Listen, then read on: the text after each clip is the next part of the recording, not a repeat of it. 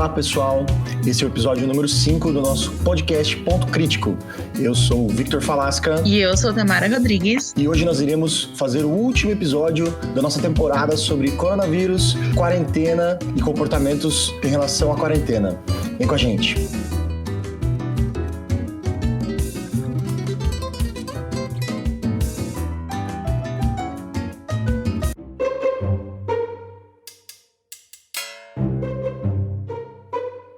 Bom, pessoal, hoje nós trouxemos um estudioso, um acadêmico em relação à saúde, entre outras coisas técnicas que nós podemos trazer e colaborar para o nosso debate em relação ao coronavírus. Nós estamos aqui com o professor Eric. Olá, professor, tudo bem?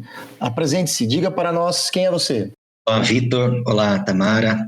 Olá, ouvinte. Eu sou o professor Eric Barioni, trabalho como docente e coordenador de curso na Universidade de Sorocaba. Estou muito feliz pelo convite e oportunidade de contribuir aqui com o canal e com a possibilidade de ofertar para os ouvintes informações científicas seguras e verdadeiras. Professor Eric, tendo em vista as inúmeras confusões que surgiram desde o início da pandemia e também do excesso de notícias falsas e desinformações que circulam na internet, como podemos definir a Covid-19 e as suas características?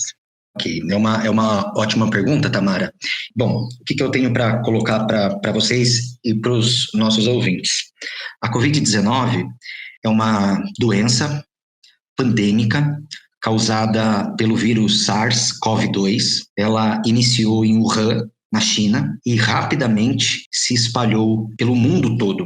Hoje, segundo dados da Organização Mundial da Saúde, no mundo nós temos mais de 2 milhões de casos confirmados. O número de mortes também totalizam já mais de 139 mil. Então, é uma doença viral e que ela tem como característica provocar uma síndrome respiratória, muito semelhante à de uma gripe comum. No entanto, cerca de 80% dos casos apresentarão sinais e sintomas muito leves da doença.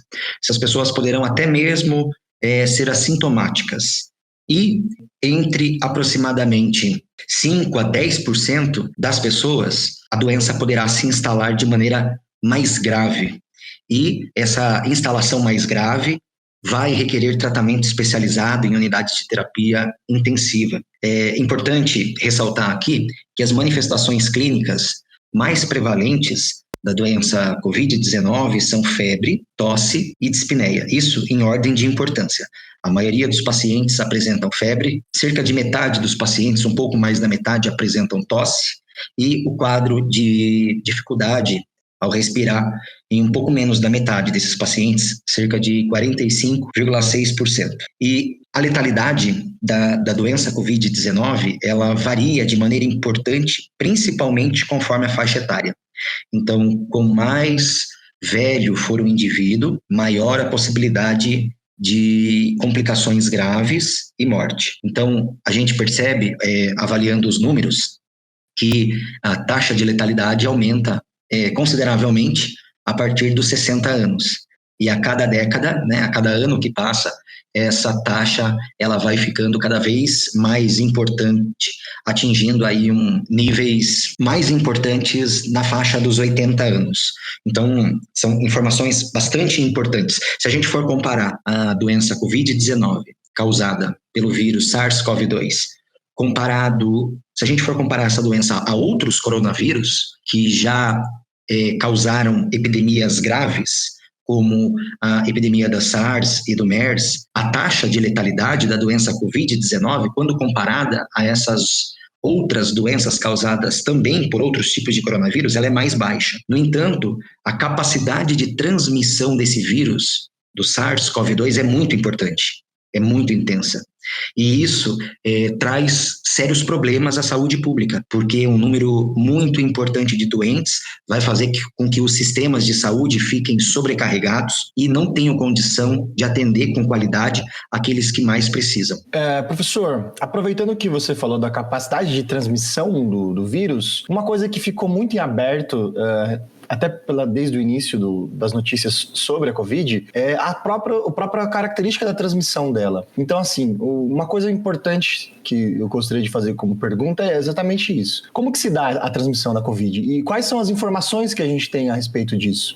Então, Vitor, a transmissão, ela se dá por meio das secreções respiratórias. Quando a gente fala, quando a gente respira, quando a gente tosse ou quando a gente espirra, a gente libera inúmeras gotículas de saliva. Algumas gotículas são muito pequenas e são conhecidas de maneira geral como aerossóis. Outras gotículas são medianas, outras gotículas são maiores. Todas essas gotículas têm a capacidade de transportar os vírus. E então as pessoas poderão ser contaminadas quando próximas às que estão doentes têm contato com esses aerossóis, essas partículas menores de saliva, até mesmo as gotículas maiores. Quanto menor for a gotícula de saliva, por exemplo, no caso dos aerossóis, maior será a possibilidade desse vírus chegar até os pulmões, porque as menores partículas de saliva, as menores gotículas, os aerossóis, têm a capacidade de seguir até os pulmões. As maiores gotas de saliva, que são lançadas, por exemplo, num espirro a muitos metros, elas não têm a capacidade de chegar até os pulmões. Elas, se tiverem contato com o indivíduo, poderão ficar retidas, por exemplo, na cavidade nasal, então lá dentro do nariz, ou lá no fundo do nariz, numa região chamada de nasofaringe, que é uma intersecção ali entre a cavidade nasal e um órgão chamado faringe, que fica lá no fundo da nossa garganta. Portanto, as gotículas maiores ficam retidas ali. E o vírus SARS-CoV-2, ele traz aí uma complicação importante para os pulmões. E muito pensou-se sobre as gotículas menores e os aerossóis, capazes de transportar os vírus até os pulmões. No entanto, as pesquisas mostraram que não são somente essas gotículas menores e aerossóis as responsáveis por transportar esses vírus, as gotículas maiores também. E o que os pesquisadores evidenciaram é que existe uma taxa maior de infectividade viral justamente na região nasal e na região faríngea. Então, veja, a capacidade de infecção desse vírus na região nasal, ela é tão importante quanto a capacidade de infecção nas áreas pulmonares. Então, com isso, a gente entende que é preciso também se preocupar não somente com os aerossóis, que vão acessar os pulmões, mas também com as grandes gotas. Esse foi o start, por exemplo, para que o Ministério da Saúde, a partir das recomendações da Organização Mundial da Saúde, começasse a recomendar o uso de máscaras, mesmo que caseiras, para toda a população. E por que máscaras caseiras? Porque a gente tem que priorizar as cirúrgicas para os profissionais da saúde. Obviamente que os profissionais da saúde, e eles utilizarão outras máscaras, por exemplo, existe a N95, que tem uma capacidade importante para filtrar principalmente os aerossóis. Eles vão utilizar essas máscaras para lidar diretamente com pacientes confirmados para Covid-19, mas de maneira geral, no ambiente hospitalar, os profissionais da saúde, os casos suspeitos e confirmados de Covid, utilizarão as máscaras cirúrgicas, que além da capacidade de barrar as grandes gotículas de saliva, elas também irão barrar gotículas medianas e pequenas gotículas de saliva. Mas essas máscaras têm faltado no mercado, as pessoas saíram desesperadamente para comprar, e não somente isso, né? A demanda pelo uso aumentou muito, porque não são somente profissionais da saúde, mas são indivíduos com suspeita, indivíduos confirmados. Então essa demanda fez com que esgotasse essas máscaras, e hoje a gente priorize o uso desses equipamentos para os profissionais da saúde e pessoas que de fato realmente necessitam. Para as demais pessoas, portanto, é importante que se faça o uso mais das máscaras caseiras. As máscaras caseiras, elas não têm a capacidade de filtrar as menores gotículas de saliva ou os aerossóis. Então, se você estiver muito próximo de alguém que espirrou ou tossiu, as menores gotículas acessarão o seu sistema respiratório. Mas a máscara caseira, ela serve de maneira importante como uma barreira física contra as grandes gotículas que justamente ficarão retidas na cavidade nasal, e que justamente é a cavidade nasal o local onde aparentemente a infectividade do vírus é maior. E por que a infectividade do vírus é maior na região nasal? Justamente porque ali naquela região existe a expressão de proteínas que são importantes para a entrada do vírus na célula. O vírus ele precisa da maquinaria celular para poder se replicar. e para poder, de fato, infectar aquele paciente. Então, e para que ele consiga acessar a célula, ele precisa utilizar de proteínas, de estruturas que estão na membrana daquela célula. E justamente ali na região nasal nós temos uma expressão importante destas proteínas, e isso facilita a entrada do vírus. Então, o uso de máscaras caseiras é bastante importante. Obviamente que, além do uso de máscaras caseiras, Vitor, Tamara e ouvintes, é importante que a gente mantenha a distância segura das demais pessoas, de 2 metros, pelo menos, né? Sabendo que quando uma pessoa espirra, as grandes gotículas de saliva poderão ir muito além de 6 metros, lançadas muito além de 6 metros. E uma coisa bastante importante que a gente tem que deixar claro aqui para você que está nos ouvindo é que, se nós não utilizarmos as máscaras da maneira correta, ao invés de nos proteger, as máscaras serão veículos de contaminação.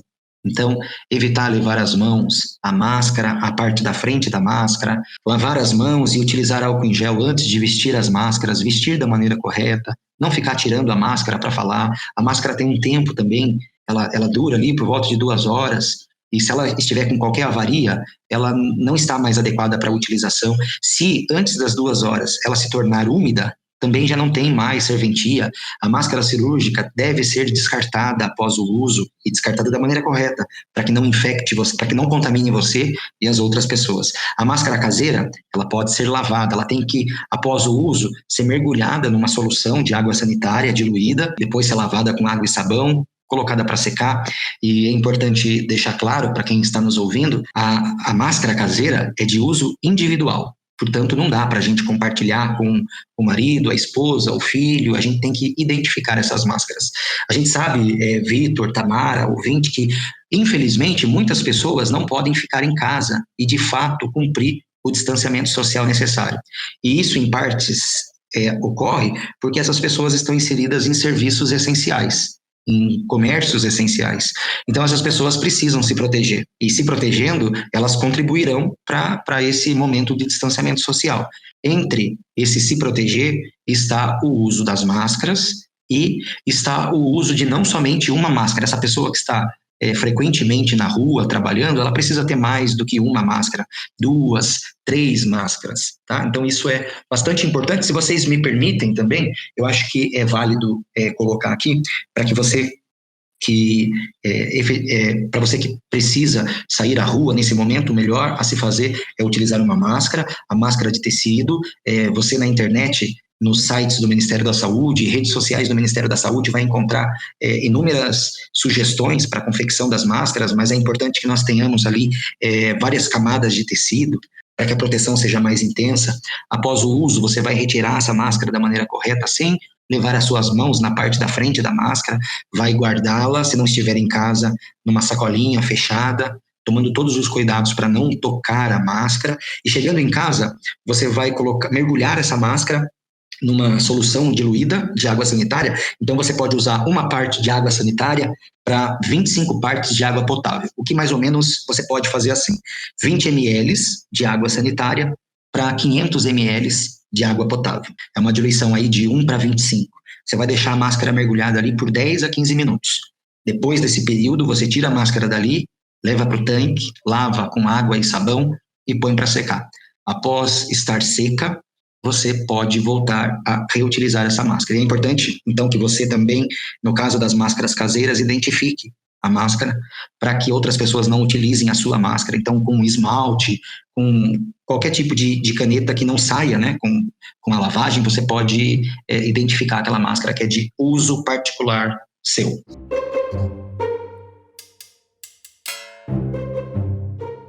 Muito bem. E pegando essa questão do que você disse das prevenções, nós tivemos aí nos últimos dias, né, eu até diria meses, a Coreia do Sul como uma das referências, né, da contenção da pandemia dentro do seu país, com medidas, inclusive, muito diferentes dos outros países que sofreram bastante com isso. O G1 fez uma notícia onde ele notifica que na Coreia do Sul, algumas pessoas começaram a ter os sintomas novamente da Covid após ter sido considerado uma pessoa aí, vamos dizer, curada, né? Então, através dessa notícia, alguns questionamentos surgiram, algumas interrogações apareceram, né? Dizendo que as pessoas podem ser que contraíram o vírus da Covid pela segunda vez. O que eu queria saber, Eric, era o seguinte: você acredita que isso significa que é uma forma de mutação do vírus? E se for realmente uma mutação, quais são as dificuldades que o pessoal das pesquisas em relação à saúde ou que estão debruçados em buscar uma cura ou uma vacina encontrariam se realmente for uma mutação ou até algo uma novidade inesperada aí das pessoas pegarem a doença novamente? Ok, Vitor. Na verdade, nós não sabemos ainda, nós não temos dados científicos ainda que mostrem a capacidade de mutação do SARS-CoV-2. Pode ser que ele venha a sofrer mutações como muitos outros vírus sofrem.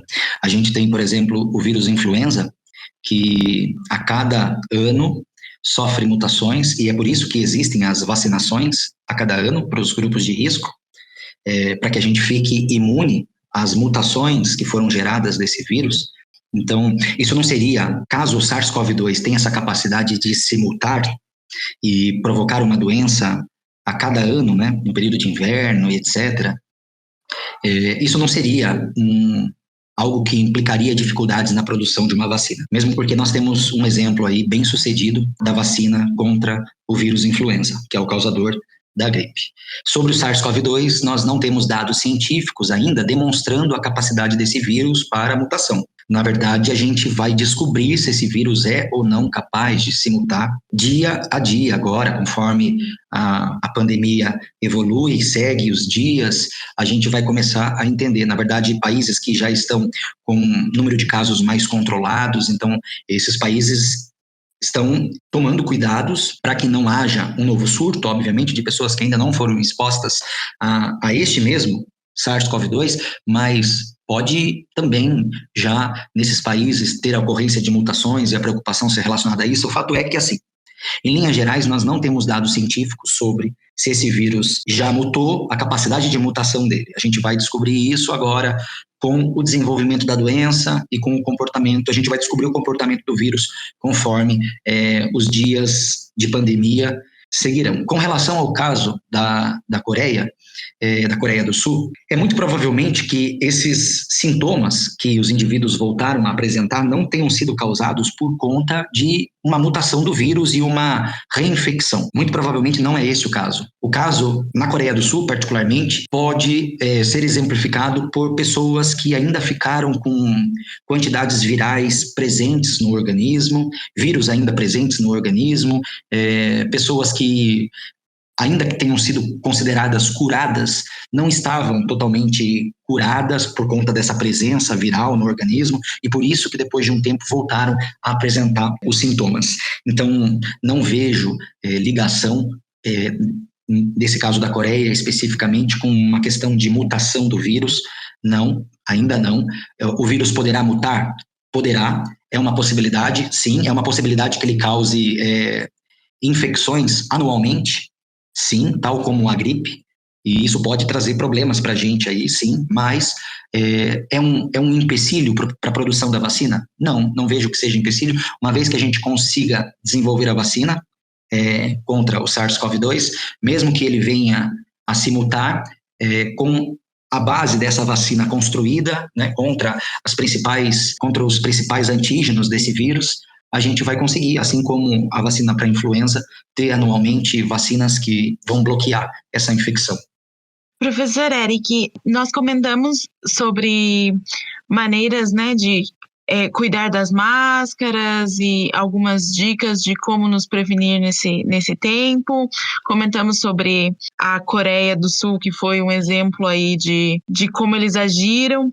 E eu queria saber agora qual a sua análise sobre os conflitos que estão sendo bastante peculiares, onde as pessoas negam as recomendações dos órgãos da saúde. Na verdade, Tamara, essa é uma situação que a gente está vivendo hoje muito complicada. Então, nós temos um Ministério da Saúde, até então comandado pelo ministro Mandetta, que seguia rigidamente as recomendações da Organização Mundial da Saúde e demais órgãos. Agora nós temos um novo ministro, que até então também tem seguido as recomendações dos órgãos de saúde. Eu, particularmente, espero que assim ele continue. O grande problema existe na figura, por exemplo, do nosso presidente da República, que tem uma preocupação bastante importante com a questão da economia. Esse vírus, ele é um vírus causador de uma crise não somente para a saúde, mas uma crise geral na sociedade, uma crise na educação, uma crise na economia, uma crise na saúde, e certamente uma preocupação com a economia é correta, mas ela não pode se sobrepor à preocupação com a saúde. Na verdade, uma não deve se sobrepor à outra, as duas devem ser trabalhadas de maneira igualitária, com bastante critério, uma sem desmerecer a importância da outra e sem interferir diretamente na outra. O que a gente tem não são falas somente do nosso presidente, mas presidente de outros países que tentam minimizar a importância da crise. E a figura dessas pessoas e a posição dessas pessoas tem trazido bastante conflito para a população que se pergunta se essas pessoas que estão nesses mais altos níveis estão se comportando assim, por que a gente deveria ficar em casa, por que o comércio não deveria abrir. E o que a gente percebe hoje é que, ainda que exista as recomendações de distanciamento social, as pessoas estão ficando cada vez menos em casa. E isso é um problema sério. E as pessoas não verão os resultados desse ficar cada vez menos em casa amanhã ou depois de amanhã. Os efeitos aparecerão daqui 1, 2 semanas e meia, é quando os efeitos aparecerão, quando mais pessoas começarão a manifestar sinais e sintomas e vão procurar os serviços de saúde, e nós teremos serviços de saúde sobrecarregados, que não darão conta de cuidar daqueles que mais precisam. Não somente doentes por Covid-19, mas doentes por outros motivos, acidentados e etc. Então a gente vê, por exemplo, nas redes sociais, inúmeras pessoas questionando, fazendo com que se criem memes a partir da questão do momento de crise. Porque, a princípio, o Ministério da Saúde apontava um momento de crise para abril. Depois, esse famoso pico, né, da curva, de crescimento da curva, passou a ser indicado para maio e junho. Mas isso tem virado meme na internet e motivo para descrédito da fala dessas pessoas. Mas, na verdade, a gente está conseguindo arrastar esse momento de crise graças ao distanciamento social e às medidas que as pessoas estão adotando. Então, isso é bastante importante, porque com isso a gente consegue hospitais melhor preparados para recepcionar esses pacientes mais graves. A gente consegue dar condições do sistema ir atendendo de maneira mais criteriosa esses pacientes, a gente consegue ter condições da pesquisa avançar e os testes clínicos virem com resultados mais satisfatórios com relação ao uso de um medicamento ou outro. Então isso é muito importante, mas as pessoas, desacreditando de tudo isso, começam a querer abrir os comércios que não são essenciais. Se a gente pensar pelo lado dos empresários, também é muito difícil, né? É muito difícil para o empresário não poder abrir o seu negócio, é muito difícil para as pessoas que dependem do comércio, que são empreendedores, não terem um ganha-pão específico, mas agora é um momento que eu entendo onde todos nós devemos nos ajudar. Quem tem mais possibilidade, ajudar aqueles que naquele momento estão com possibilidades mais reduzidas. O que não dá é para a gente jogar fora tudo que a gente vem construindo de distanciamento social e começar a não levar a sério a questão do distanciamento social.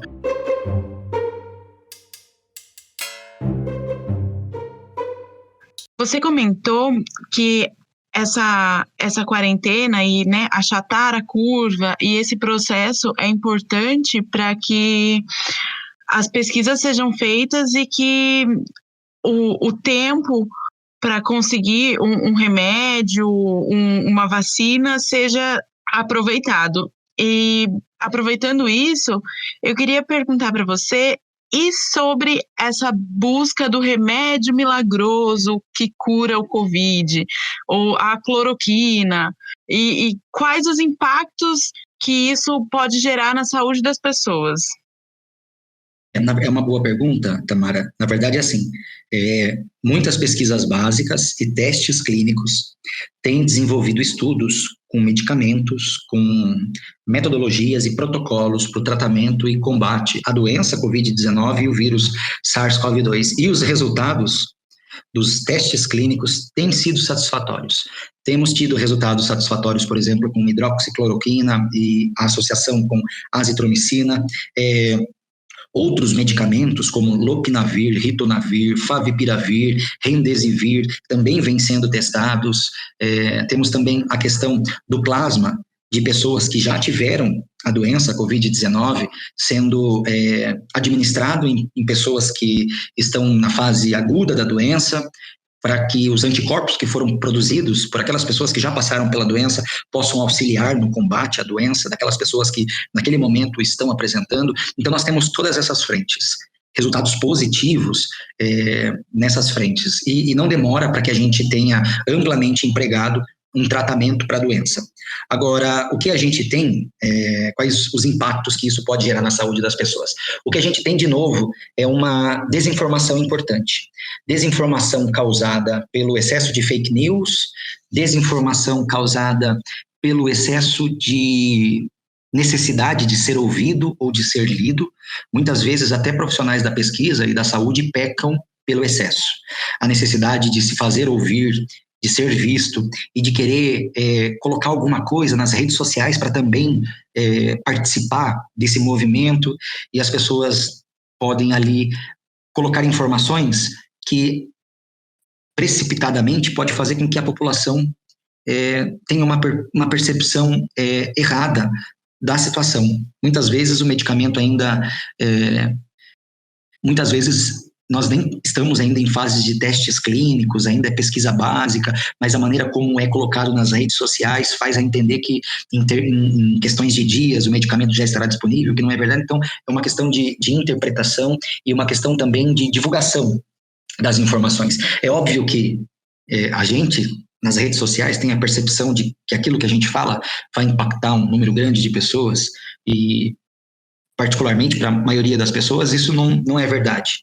Mas o problema é quando os líderes vêm a público e começam também a ser propagadores de fake news e informações precipitadas, informações que até são técnicas, mas que são mal interpretadas por eles e lançadas para as pessoas, para a população em geral. Isso faz com que as pessoas, novamente, por não ter a imagem de alguém que as traga segurança para seguir, faz com que as pessoas fiquem dispersas, confusas, e como ocorreu com a cloroquina, hidroxicloroquina, saiam desesperadamente tentando comprar esses medicamentos e acaba por faltar esse medicamento para outras pessoas e para outras pessoas que necessitam, né? Particularmente, cloroquina, hidroxicloroquina são utilizados para tratar indivíduos com malária, utilizados para tratar pessoas com doenças autoimunes, como lúpus e artrite reumatoide. Muito se falou, né, quando foi lançada essa informação de maneira não criteriosa, que o medicamento seria importante para o tratamento da doença. Muita gente saiu em busca desse medicamento, acabou nas drogarias, e o intuito dessas pessoas era fazer o uso para ficar protegido. Obviamente que esse uso irresponsável pode trazer uma série de complicações, porque todo medicamento tem associado a ele os efeitos colaterais, os efeitos tóxicos.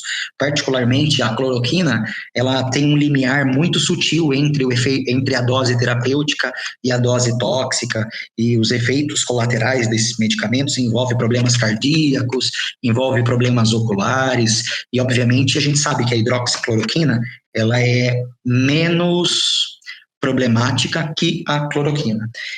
O fato é que houveram algumas publicações, principalmente sobre esses dois medicamentos, mas essas publicações eram ainda pesquisas que não incorporavam todas as recomendações que são necessárias para o desenvolvimento de um teste clínico. Portanto, a pesquisa que causou todo esse alvoroço, ela tinha uma série de pontos a ser discutidos e tinha uma série de críticas vinculadas a ela. Isso não significa que o medicamento não era adequado para o uso, mas significa que a gente precisava de mais dados para poder tratar com segurança. Então, o que a gente tem hoje no mundo e no Brasil são diversos grupos de pesquisa trabalhando com testes clínicos para tentar validar o uso do protocolo em pacientes, e obviamente que existem outros grupos trabalhando com outros medicamentos, como eu citei aqui no início da resposta a essa pergunta. Os resultados são promissores. Mesmo para cloroquina e hidroxicloroquina, a associação com azitromicina, os resultados são promissores, mas as pessoas não devem utilizar de maneira irresponsável esses medicamentos sem orientação médica, sem prescrição médica.